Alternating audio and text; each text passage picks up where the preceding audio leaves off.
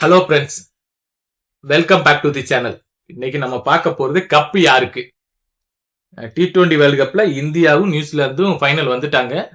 செமத்தையான semi-final ஆடிட்டு தான் வந்திருக்காங்க. ரெண்டு டீமுமே ஒரு பிக்கஸ்ட் டீம் தான். சரியான டீம், சரியான ஃபைனல் இந்த தடவை நடக்க போகுது.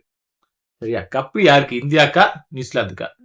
எல்லாரும் நியூசிலாந்து 3 வாட்டி வின் பண்ணிருக்காங்க, இந்தியா வின் பண்ணல. ஐசிசி இதுல இந்தியா ரொம்ப நியூசிலாந்து கூட புவராதான் ஆடி இருக்காங்க, அப்படி இப்படின்னு எவ்வளவு பேர் என்ன சொன்னாலும் சரி, கான்பிடண்டா இருங்க, கப்பு நமக்கு தான். சரியா? ஏன்னா இந்த தடவை இந்தியா விடுறதெல்லாம் இல்லை. ஆல்ரெடி நம்ம சாம்பியன்ஷிப்லயே காட்டியிருந்தோம், நம்ம வின் பண்ணியிருந்தோம். இந்த தடவை ரொம்ப ஸ்ட்ராங்கஸ்ட் சைடு தான் நம்ம. என்ன கொஞ்சம் மிஸ் ஆயிடுச்சு, அபிஷேக் சர்மாவோட பேட் ஃபார்மும் வருண் சக்கரவர்த்தி பேட் ஃபார்ம்னால நீங்க இப்படி பேசலாம். ஆனா இன்னைக்கு அதெல்லாம் நடக்காது. கண்டிப்பா பெர்ஃபார்மன்ஸ் பண்ணியே ஆவாங்க. தரமா இருக்கும் இன்னைக்கு மேட்ச். சரியா? ஃபர்ஸ்ட் பாத்தீங்கன்னா இந்தியா இன்னைக்கு டாஸ் வின் பண்ணாலும் பேட்டிங் தான், நியூசிலாந்து டாஸ் வின் பண்ணாலும் இந்தியாவை தான் பேட்டிங் ஆட சொல்ல போறாங்க. சரியா? இந்தியாவோட மென்டாலிட்டியே இன்னைக்கு நல்ல ஒரு டோட்டல் போடணும். சரியா? சவுத் ஆப்பிரிக்கா கூட மிஸ் ஆச்சு. அது இந்த குரோட்டை பத்தி தெரியும். நம்ம இதுல பல தடவை பேஸ் பண்ணிருக்கோம், தோத்துருக்கோம், ஜெயிச்சிருக்கோம், எல்லாமே நடந்திருக்கு. இன்னைக்கு நடத்தியே ஆகணும். சரியா?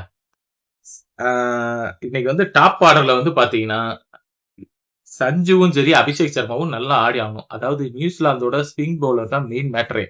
ஏன்னா டாப் ஆர்டரும் அவங்களோட ஸ்பின் பவுலரும் தான் மேட்டரே.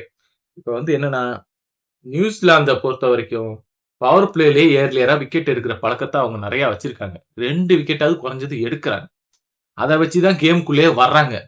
ஒரு லோ டோட்டல்னாலும் அதை வச்சுதான் டிஃபன் பண்றாங்க. சோ அப்படி பார்க்கும்போது பவர் பிளேல விக்கெட்டை கொடுக்க கூடாது.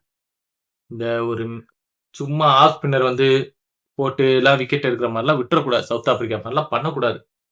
தரமான பேட்டிங் ஆடி ஆகணும். ஆமா. ஏன்னா அவங்க சஞ்சு சாம்சன் மெயின் கீயே அவங்க சஞ்சு சாம்சனுக்கு தான் பிளான் பண்ணிட்டு வருவாங்க.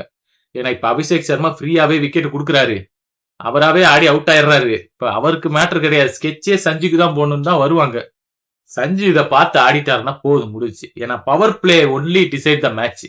பவர் பிளேல நல்ல டோட்டல் எந்த டீம் அடிக்கிறாங்களோ அவங்க தான் வின்னு. அது கான்பிடண்டா சொல்லலாம். ஏன்னா பவர் பிளேல தெரிஞ்சிடும் கேம் எப்படின்னு. ஆமா. ஏன்னா நியூசிலாந்துக்கு நீங்க ஒரு 180, 190, 200 போட்டுட்டீங்கன்னா கண்டிப்பா இந்தியாவோட பவுலிங் வச்சு எப்படியாவது சமாளிச்சிடலாம்.